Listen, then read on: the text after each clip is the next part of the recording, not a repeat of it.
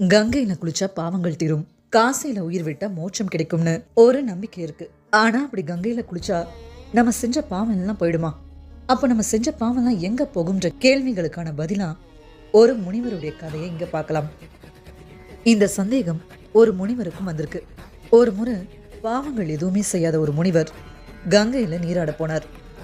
அப்போ அங்க நீராடிட்டு இருந்தவங்க, கங்கா மாதாவே, எங்களின் பாவத்தை போக்கி காத்தருள் செய்து வேண்டிக்கிட்டு கங்கையில மூழ்கி எழுந்தாங்க.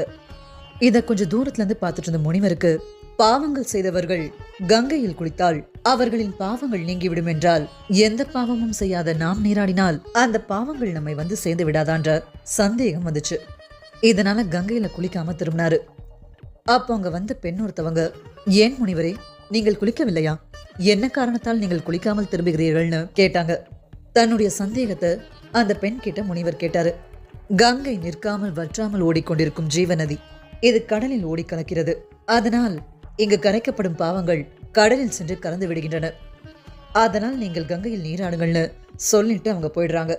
ஆனாலும் முனிவருக்கு சந்தேகம் தீர்ந்த பாடில்ல.